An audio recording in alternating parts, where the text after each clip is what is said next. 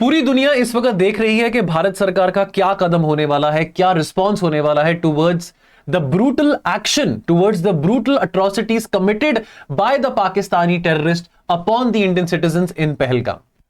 और भारत सरकार के सामने अभी सारे ऑप्शंस अवेलेबल हैं। और डिप्लोमेटिक अगर ऑप्शंस की बात करें तो सबसे बड़ा जो कदम भारत सरकार ने अभी उठाया है वो है suspension of the Indus water treaty. Now many of us would say कि सर इंडस वाटर ट्रीटी को सस्पेंड करके क्या ही मिल जाएगा, कि आतंकवादी तो अभी भी फिर रहे हैं और पाकिस्तान के जो आतंकवादी हैं वो आगे जाके कोई और भी षड्यंत्र रच सकते हैं। वो बात बिल्कुल सही है, लेकिन एक बात को समझें कि जब ऐसे ऑपरेशंस होते हैं, जब ऐसी सिचुएशंस आती हैं, तो भारत सरकार को या कोई भी कंट्री हो उसको सारी ऑप्शंस एक्सप्लोर करनी बहुत जरूरी है। सो मिलिट्री ऑप्शंस हो या ऑपरेशनल प्रोसीजर्स हो या डिप्लोमेटिक ऑप्शंस की बात करें या इकोनॉमिक ऑप्शंस की बात करें, इसको मोड स्ट्रैटेजी कहते हैं, ये सारी की सारी स्ट्रैटेजीज को एक्सप्लोर करना बहुत ज्यादा जरूरी है। और ऑफ कोर्स जैसे हम कहते हैं कि war should always be the last resort, because अगर हम डिप्लोमेटिकली, इकोनॉमिकली, स्ट्रेटेजिकली अगर पाकिस्तान को वीक बना सकते हैं, so we need not waste so many innocent lives of our soldiers in this war. However, there is obviously a school of thought which would say कि sir war होना बहुत ज्यादा जरूरी है, बिकॉज ये बहुत एक घिनौनी हरकत करी है, बहुत ज्यादा अट्रॉसिटीज हुई हैं। इनफैक्ट आप भी जानते हैं, हम भी जानते हैं कि 27 नहीं 27 से ज्यादा लोग मारे गए हैं। Now every option has to be explored by the government of India, but you as UPSC aspirants have to understand one thing कि अगर इंडस वाटर ट्रीटी के सस्पेंशन की बात करी गई है, कोई ऐसे प्रोविजंस हैं, क्या इसका इंप्लीकेशन है, इंडस वाटर ट्रीटी के क्या प्रोविजंस हैं, इंडस वाटर ट्रीटी का इंप्लीकेशन क्या होगा अपॉन पाकिस्तान, ये सब बातें यहां पे हम समझेंगे। ऑलराइट, नाउ अब आप देख सकते हैं मैप में इंडस रिवर की 5 ट्रिब्यूटरीज हैं, सतलुज, ब्यास, रावी, झेलम, चेनाब। अब इंडस रिवर की कुछ वेस्ट फ्लोइंग ट्रिब्यूटरीज हैं, कुछ ईस्ट फ्लोइंग ट्रिब्यूटरीज हैं। जैसे आप जानते हैं कि अगर हम रावी, ब्यास और सतलुज की बात करें, ये ईस्टवर्ड फ्लोइंग ट्रिब्यूटरीज हैं। इंडस, झेलम, चेनाब जो हैं ये वेस्टवर्ड फ्लोइंग ट्रिब्यूटरीज हैं। ज्यादातर आप देख सकते हैं कि जो पाकिस्तान में जो पानी जा रहा है वो इंडिया से ही जा रहा है, यानी कि जो ड्रेनेज हो रहा है इंडस, झेलम और चेनाब का वो पाकिस्तान में हो रहा है। अब इंडिया ने ये कहा है कि हम इंडस वाटर ट्रीटी को सस्पेंड कर रहे हैं, विच मींस, यानी कि सुनने में ये लगता है कि अब जो इंडस का जो पानी है, इंडस और इंडस की ट्रिब्यूटरीज का जो पानी है वो पाकिस्तान में नहीं जाएगा। लेकिन क्या ये काम करना इतना आसान है कि नहीं, इस बात को यहां पे समझना बहुत ज्यादा जरूरी है। ये इकलौती ट्रीटी है which has stood the test of the time, because देखिए पिछले इतने सालों में 1947 से लेके आज तक पाकिस्तान और इंडिया के बीच में हॉस्टिलिटीज रही हैं, 4 बार लड़ाई हुई है, लेकिन उसके बावजूद भी Indus water treaty stood the test of the time। And इसको पहली दफा इंडिया ने यह फैसला किया है कि इसको सस्पेंड किया जाएगा unilaterally. Indus water treaty of 1960 will be held in abeyance with immediate effect, यानी कि अभी अंटिल फर्दर नोटिस, अभी टेम्पररी तौर पे सस्पेंड किया गया है। अबेयंस की बात करें यानी कि अभी टेम्पररी सस्पेंशन है अंटिल फर्दर नोटिस। इस बात का जो बयान है हमारे फॉरेन सेक्रेटरी विक्रम मिस्री जी ने किया था अभी बीते दिन, और यह भी कहा है कि जब तक पाकिस्तान इस घटना की, पहलगाम मैसेकर की अनइक्विवोकेबली, जब तक इस बात की रिस्पॉन्सिबिलिटी और अकाउंटेबिलिटी नहीं उठाती कि यह पाकिस्तान के द्वारा कदम उठाया गया है, तब तक इस ट्रीटी को सस्पेंड किया जा रहा है until further notice. Pakistan has always been supporting cross-border terrorism. It is not a very it is out in the open. It is not a hidden secret that Pakistan की वो जो policy है to bleed India with 1000 cuts, that has costed many innocent lives in India. काफी सालों के बाद in fact 2017 के अमरनाथ यात्रा के जो तीर्थ यात्री थे उन पे अटैक किया गया था। उसके बाद आज 2025 में इतने सालों के बाद फिर से सिविलियंस पे अटैक किया गया है। And this is something which is very serious, and Indian government is exploring every and any option in front of the government of India. Now, अभी क्या क्या एक्शंस भारत सरकार के द्वारा लिए गए हैं? पहली बात तो जो अटारी बॉर्डर पोस्ट है उसको क्लोज कर दिया गया है। देन वीजास कैंसिल कर दिए गए हैं। तो ना SAARC member visa exemption scheme है जो कि 1992 से चलते आ रही है। देखो वैसे तो सार्क एक डिफंक्ट आइडिया है, सार्क एक बहुत ऑब्सोलीट आइडिया है, लेकिन जो आइडिया था वीजास को देने का, SAARC member visa exemption scheme जो इंट्रोड्यूस करने का आइडिया था, वो ये आइडिया था कि चलो हम अपने नेबरहुड में कैसे पीपल टू पीपल रिलेशंस को फॉस्टर कर सकते हैं। लेकिन अभी भारत सरकार ने नोटिस दिया है कि भैया 48 घंटे हैं, विद इन 48 आवर्स कोई भी पाकिस्तानी नेशनल्स अगर इंडिया में हैं, उनको कहा गया है कि आप अपना बोरी बिस्तरा बांध के वापस चले जाएं, आपके वीजा कैंसिल कर दिए गए हैं। अभी के तौर पे ये जो SAARC member visa exemption scheme है इसको कैंसिल कर दिया गया है, और तो और डिप्लोमेटिकली भी एक्शन लिया गया है। डिप्लोमेटिकली भी कुछ पाकिस्तान के डिप्लोमेट्स हैं जिनको वापस जाने को कहा गया है। किसी भी किस्म के पाकिस्तान के मिलिट्री डिप्लोमेट्स यहां पे इंडिया में मौजूद नहीं होंगे। एक टर्म है persona non grata. Persona non grata एक लैटिन वर्ड है जिसका मतलब है that you are unwelcome, that you not welcome to the country, unwelcome. So हमारे फॉरेन सेक्रेटरी ने कहा है कि Pakistani diplomats persona non grata हैं। हमने ये बात जो कही है that these people are unwelcome, हमने article 9 of the Vienna convention invoke करा है। उसके बारे हम और बात करेंगे डिटेल में सबसेक्वेंट वीडियोस में, बिकॉज बहुत सारी बातें अभी हो रही हैं, बहुत सारा डेवलपमेंट हो रहा है और ये बातें हमारे एग्जामिनेशन पॉइंट से भी बहुत जरूरी है। आई नो आपका प्रीलिम्स भी पास में है। My job as an educator is also to educate you all the important points which are relevant for you to understand and learn during this process of examination. Because अगर इनमें से कुछ ऐसी बातें पूछी जाती हैं, because let me tell you, UPSC को अगर कोई क्वेश्चन डालेगा तो वो आपसे पूछ के नहीं डालेगा। और ऐसा कुछ नहीं है कि यूपीएससी ने पेपर बना दिया है तो यूपीएससी इस वक्त कुछ इस हादसे से जुड़ी कोई आपसे क्वेश्चन नहीं पूछेगा, बिल्कुल पूछा जा सकता है। So you have to keep a very very close eye. मैंने एक शॉर्ट वीडियो कल डाला था, लेकिन कई सारे बच्चों के कमेंट्स आए थे कि सर इसके बारे अभी मत कुछ लिखें, अभी बहुत टेंशन का माहौल है। लेकिन मेरा जॉब है एज एन एजुकेटर आपको इन्फॉर्म करना है कि इस हादसे में से जुड़ी जो इंपॉर्टेंट बातें आपको समझनी जरूरी है वो बात पे गौर फरमाना बहुत जरूरी है। बिकॉज अगर ये बात एग्जाम में पूछी जाती है, आई वुडंट वांट कि आप उसको गलत मार्क करके आए। Now as per the provisions of the Indus water treaty, ये बात हमको पता है कि जितने भी ईस्ट फ्लोइंग रिवर्स हैं इंडस के, यानी कि सतलज, ब्यास, रावी, वो उसका जो अनरिस्ट्रिक्टेड यूज होगा वो इंडिया के पास होगा। उसकी जो अवेलेबिलिटी होगी अनरिस्ट्रिक्टेड यूज इंडिया के पास रहेगा और पाकिस्तान के पास अनरिस्ट्रिक्टेड यूज रहेगा ऑफ द वेस्टर्न रिवर्स, यानी कि इंडस, झेलम एंड चेनाब। ये बात क्लियर है। नाउ अब अगर हमने सस्पेंशन कर दिया है इंडस वाटर ट्रीटी का, अब इसके सस्पेंशन से ऑप्शंस क्या हैं जो भारत सरकार के सामने हैं, विच मींस शायद भारत सरकार अभी इमीडिएटली रोक सकता है कि पानी बिल्कुल नहीं जाएगा पाकिस्तान को, और कोई भी जो डेटा है यानी कि वाटर रिलेटेड डेटा है वो भी पाकिस्तान के साथ शेयर नहीं किया जाएगा, यानी कि जिसको हाइड्रोलॉजिकल डेटा कहते हैं। दूसरी बात, अगर भारत सरकार कोई डैम बना रही है, अगर भारत के द्वारा इंडस की ट्रिब्यूटरी पे डैम बनाए जा रहे हैं, जैसे हम किशन गंगा की बात करें या रातले की बात करें, रातले चेनाब पे बनाया जा रहा है, किशन गंगा झेलम पे बनाया जा रहा है। अब किशन गंगा और रातले डैम कई बार न्यूज में रहते हैं, पाकिस्तान को उनके डैम की डिजाइन से प्रॉब्लम है, लेकिन अगर हम इंडस वाटर ट्रीटी को सस्पेंड कर रहे हैं तो इससे यह बात भी समझें कि अब इंडिया कोई मर्जी डैम का डिजाइन रख सकता है, पाकिस्तान उस पर ऑब्जेक्ट नहीं कर सकता है। और तीसरी बात, इंडिया स्टोरेज क्रिएट कर सकता है फॉर द रिवर्स जो कि वेस्टर्न रिवर्स थे, यानी कि जो इंडस, झेलम, चेनाब की बात है, क्योंकि हमारे पास एज पर द ट्रीटी कायदे के हिसाब से हमको अलाउ करना था कि जो वेस्ट फ्लोइंग रिवर्स हैं वो अनरिस्ट्रिक्टेड बहते रहें टुवर्ड्स पाकिस्तान, हम उनको रोक नहीं सकते हैं, यानी कि उस पानी का लाइव स्टोरेज हम नहीं कर सकते हैं, यानी कि हम डैम्स बना के उस पानी का, इंडस पानी का, झेलम का, चेनाब का हम स्टोरेज नहीं कर सकते हैं। लेकिन अगर हम सस्पेंड कर रहे हैं इंडस वाटर ट्रीटी को, मींस कि हम उस वेस्टर्न फ्लोइंग ट्रिब्यूटरीज के पानी को स्टोर कर सकते हैं। And then India can also stop the visits by the Pakistani officials to the 2 hydroelectric projects जो कि dispute में रहते हैं, जो कि concern में रहते हैं, और ये दोनों dams they are very close to the LOC as well।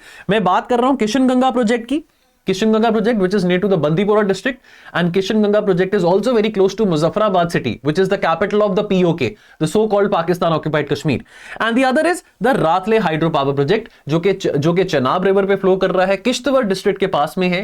850 megawatts का रातले हाइड्रो पावर प्रोजेक्ट है, अराउंड अबाउट 330 मेगावाट्स का Kishan Ganga hydro electric project है। मैं शॉर्ट वीडियोस में और आपके साथ जो इंपॉर्टेंट डैम्स हैं ऑन द इंडस रिवर उसके बारे में आपके साथ मैं बात करने वाला हूं कि इंडस रिवर पे जो जो डैम्स इंडिया ने बनाए उसके लिए एक मैं शॉर्ट वीडियो बनाऊंगा एंड वो आपके साथ शेयर किया जाएगा ताकि आपको पता हो कि कौन से डैम्स हैं जो कि इंडिया के द्वारा बनाए गए हैं। लेकिन ये 2 डैम्स हैं, चेनाब डैम और रातले डैम, और भी बहुत हैं, बगलिहार है, सलाल डैम है, और भी बहुत सारे डैम्स हैं, लेकिन ये 2 डैम्स हैं चेनाब और रातले जो कि न्यूज में रहते हैं क्योंकि पाकिस्तान को इन डैम्स के डिजाइन से प्रॉब्लम है।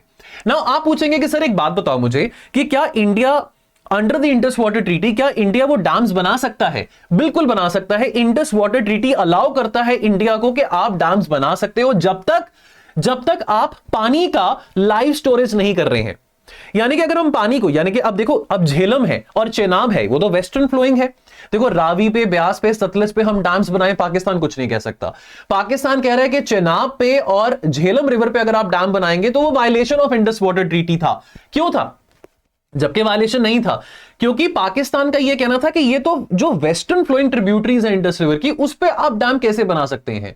हमारा ये ऑब्जेक्शन था, हमने ये आंसर किया था कि भैया देखो, हमने अगर वहां पे डैम्स बनाए हैं, हमने पानी को लाइव स्टोरेज नहीं करा है, वो run of the river water project है, और इंडस वाटर ट्रीटी अलाउ करता है कि आप रन ऑफ द रिवर यानी कि बहते हुए पानी को स्टोर नहीं करना है। बहते हुए पानी के ऊपर अगर आप डैम बना रहे हो तो आप बना सकते हो, इंडस वाटर ट्रीटी ये बात कहता है। लेकिन पाकिस्तान की सरकार को इन दोनों डैम्स की डिजाइन में प्रॉब्लम थी। अगर अब हम सस्पेंड कर रहे हैं IWT को, तो हम इस डैम का डिजाइन जो मर्जी रखें, it is of no concern to Pakistan. However, जो सस्पेंशन है इंडस वाटर ट्रीटी का, ये इमीडिएट इंपैक्ट लेके नहीं आएगा। Please mark my words, immediate impact लेके नहीं आएगा on the flow of water towards Pakistan. अभी कुछ सालों के लिए एकदम से ऐसे नहीं होने वाला कि आज हमने सस्पेंड कर दिया इंडस वाटर ट्रीटी तो आज ऐसा कोई नलका नहीं है। It is not a tap कि आपने नलका बंद कर दिया तो पानी आना बंद हो जाएगा। नो, हमारे पास वो इंफ्रास्ट्रक्चर अवेलेबल नहीं है कि हम पानी का जो लेवल है वो हम बंद कर सके। देखो, हमारे पास वो इंफ्रा भी नहीं है कि हम बिल्कुल रोक सकें the flow of the water into Pakistan, और ना हमारे पास इंफ्रास्ट्रक्चर है कि हम उस पानी को डाइवर्ट कर सकते हैं अपने ओन कंजम्पशन के लिए।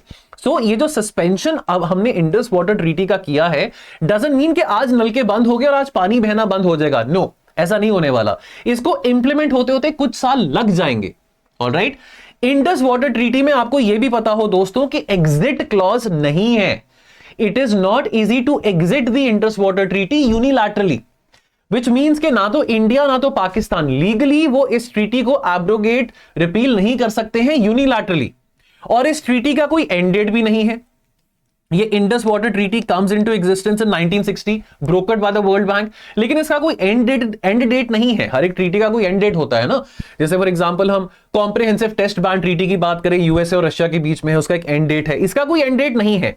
यानी कि अगर आपने इस ट्रीटी को खत्म करना है, उसके लिए आपको दोनों देशों के कंसेंट की रिक्वायरमेंट है। तो यानी कि ट्रीटी से एग्जिट ले पाना मुश्किल है, लेकिन इसमें डिस्प्यूट रेजोल्यूशन मैकेनिज्म जरूर है। यानी कि अगर पाकिस्तान को या इंडिया को in terms of interpretation of Indus water treaty कोई प्रॉब्लम है, कोई डाउट है, तो डिस्प्यूट रेजोल्यूशन मैकेनिज्म जरूर है। वो dispute resolution mechanism 3 step mechanism है। एक तो आपका मैकेनिज्म है फर्स्ट स्टेप पे परमानेंट इंडस कमिश्नर्स। तो इंडिया और पाकिस्तान के द्वारा परमानेंट इंडस कमिश्नर्स अपॉइंट किए जाते हैं। कोई अब जैसे अब पाकिस्तान को प्रॉब्लम है किशनगंगा डैम को लेके, रातले डैम को लेके, बगलीहार डैम को लेके, तो आप अपने इंडस कमिश्नर को रिप्रेजेंट कर सकते हैं अपनी प्रॉब्लम्स। वहां पे आपका जो इंडस कमिश्नर है वो रिप्रेजेंट कर सकता है। हमारे जो इंडस कमिश्नर के जो मेंबर्स हैं वो आपकी प्रॉब्लम सुनेंगे और वहां पे कोशिश की जाएगी कि रिजॉल्व किया जाए। अगर उस स्टेप पे रिजॉल्व नहीं होता तो सेकेंड स्टेप क्या है? न्यूट्रल एक्सपर्ट, जो कि वर्ल्ड बैंक के द्वारा अपॉइंट किया जाता है। और थर्ड स्टेप क्या है? अगर भी न्यूट्रल एक्सपर्ट के लेवल पे भी आपका डिस्प्यूट रिजॉल्व नहीं हो रहा, परमानेंट इंडस कमीशन के लेवल पे भी आपका डिस्प्यूट रिजॉल्व नहीं हो रहा, तो परमानेंट कोर्ट ऑफ आर्बिट्रेशन, आप परमानेंट कोर्ट ऑफ आर्बिट्रेशन में बैठ के आप अपने डिस्प्यूट को रिजॉल्व कर सकते हैं। तो ये 3 स्टेप डिस्प्यूट रेजोल्यूशन मैकेनिज्म बनाया गया था जब Indus water treaty came into existence back in 1960। Alright, now अब यहां पे ध्यान से बात को समझो। अगर इंडिया रिवोक करता है ट्रीटी को, यानी कि कैंसिल, अगर इंडिया कैंसिल करता है इस ट्रीटी को, इट लिटरली मींस कि इंडिया एक्नॉलेज ही नहीं कर रहा इंडस वाटर ट्रीटी को। बात समझ रहे हो? इंडस वाटर ट्रीटी से एग्जिट तो इंडिया नहीं ले सकता यूनिलेटरली, ये बात तो मुझे समझ आ गई। लेकिन अगर इंडिया इसको कैंसिल कर रहा है, यानी कि रिवोक कर रहा है, मींस कि हम रिकॉग्नाइज ही नहीं कर रहे इंडस वाटर ट्रीटी को, हमने शन कर दिया। इस सिनेरियो में जो डिस्प्यूट रेजोल्यूशन मैकेनिज्म है under article 9 and annexes F and G of the IWT, they will be irrelevant, they will be of no use and they will not be of any help to our neighbor Pakistan. So therefore it is limited to a dispute under the treaty, which means कि जो dispute resolution mechanism है वो केवल तब तक operational है जब तक इंडिया पाकिस्तान के बीच में ओवर द डिस्ट्रीब्यूशन और the interpretation of Indus water treaty कोई डिस्प्यूट है। Which means के specific existence of the treaty या performance of the treaty के लिए जो dispute resolution mechanism है वो कोई relevance नहीं रखता है अगर इंडिया ने इस ट्रीटी को ही कैंसिल कर दिया है। Now there is no provision in this this Indus Water Treaty about the duration कि भी कब तक ये ट्रीटी रहेगी। भाई 1960 में ट्रीटी आई है, 2030 तक रहेगी, 2050 तक रहेगी, 2250 तक रहेगी, इसका कोई प्रोविजन नहीं है और ना तो कोई यहां पे सस्पेंशन का प्रोविजन है। सो देयरफॉर अब पाकिस्तान क्या करेगा? पाकिस्तान के पास there is no avenue which Pakistan can approach कि इस ट्रीटी को रिवाइव किया जाए। भैया अगर हमने ही ट्रीटी को कैंसिल कर दिया, देखो हम तो एक गुडविल के तौर पे इतने सालों से आपको पानी प्रोवाइड कर रहे थे, अब लेकिन अगर आप ऐसे हादसे करोगे, हमारे जवानों को मारोगे, सीज फायर वायलेशन करोगे, LOC वायलेशन करोगे, इनोसेंट लोगों को मारोगे, यंग मैरिड कपल्स को मारोगे, तो हमारे पास और कोई चारा नहीं है, आपको पानी देना बंद करना पड़ेगा, भारत सरकार का यह कहना है। अब पाकिस्तान क्या कर सकता है? पाकिस्तान जाके किसके सामने रोएगा कि ट्रीटी वापस रिवाइव करो? क्या Pakistan international court of justice के पास जा सकता है कि मैं ये ट्रीटी को रिवाइव करना चाहता हूं? जाके देख लो। लेकिन इंडिया ने ऑलरेडी आईसीजे को कहा हुआ है, यह बात इंटरनेशनल कोर्ट ऑफ जस्टिस के स्टैच्यू में इनग्रेन्ड है। इंडिया ने यह बात कही है कि पाकिस्तान यदि अगर कोई भी कंप्लेंट या केस लेके आपके पास आता है रिगार्डिंग अस, हम उसको नहीं स्वीकार करेंगे, हम उस पर रिजर्वेशन लगा के रखेंगे। व्हिच मींस पाकिस्तान के पास ऑप्शन ही नहीं है, क्योंकि पाकिस्तान अगर आईसीजे के पास भी जाता है, इंटरनेशनल कोर्ट ऑफ जस्टिस के पास, तो इंटरनेशनल कोर्ट ऑफ जस्टिस ये कहेगा कि भैया इंडिया ने तो रिजर्वेशन लगाया हुआ है, इंडिया ने तो यह कहा है कि भैया अगर पाकिस्तान इंडिया के खिलाफ कोई केस दर्ज करता है आईसीजे में, उस हम केस को मानेंगे ही नहीं। अब क्या कर लेगा पाकिस्तान? बताओ क्या ऑप्शन है पाकिस्तान के सामने? पाकिस्तान का बोन ऑफ कंटेंशन हमेशा, as far as the Indus water treaty is concern, Pakistan का हमेशा बोन ऑफ द कंटेंशन क्या रहा है? किशनगंगा एंड रातले डैम, जो कि हमने झेलम और चिनाब रिवर पर रिस्पेक्टिवली बनाए हैं। अब हम बार बार ये कह रहे हैं कि हम विद इन, अगर हम इंडस वाटर ट्रीटी, अगर चलो मान लो आज इंडस वाटर ट्रीटी फिर से रिवाइव हो जाती है, तो भी with in the clause of Indus water treaty हम लीगली बिल्कुल करेक्ट हैं। अगर हमने किशनगंगा और रातले डैम बनाया है और पाकिस्तान के आर्मी के द्वारा, पाकिस्तान के जर्नल्स और जनरल्स और कर्नल्स के द्वारा जो यह बात कही गई थी कि हम भारत के सारे डैम्स लेके रहेंगे जो कि भारत एलओसी पे बना रहा है, अब लेके दिखाओ कैसे डैम्स ले लोगे आप? हम तो डैम बनाएंगे, और डैम का जो भी डिजाइन होगा, अब हम डैम के डिजाइन में भी जो भी हमने फ्लेक्सिबिलिटी पहले, जो फ्लेक्सिबिलिटी हमको पहले रखनी पड़ती थी because of objections of Pakistan, अब हमारे पास वो भी ऑब्लिगेशन नहीं है।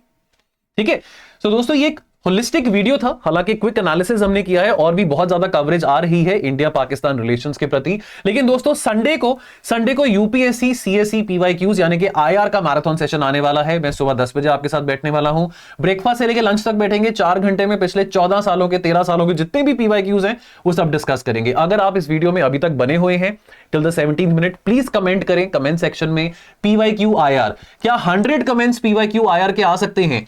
क्या संडे वाले दिन 200 लोग लाइव ये मैराथन सेशन देख सकते हैं? मैं ये देखना चाहूंगा। Thank you so much.